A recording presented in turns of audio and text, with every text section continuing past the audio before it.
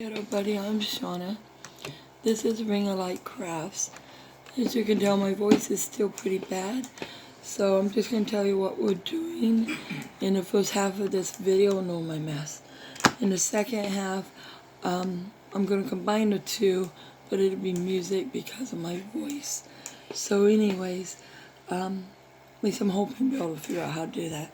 Let's get started, shall we?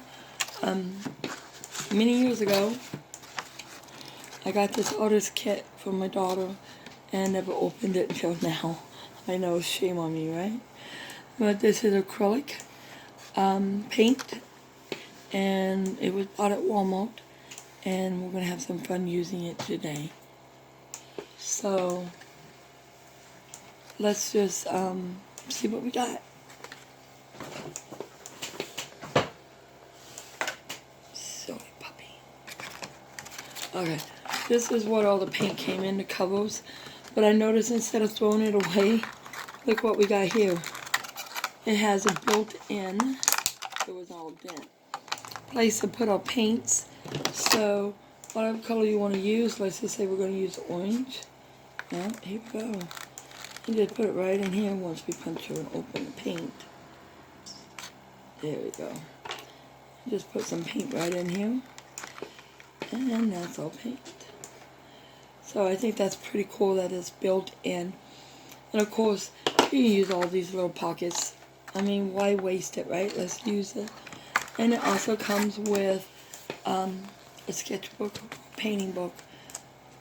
You can put your little stuff in. But I'm not trying to sell this. I'm just simply telling you what I'm using.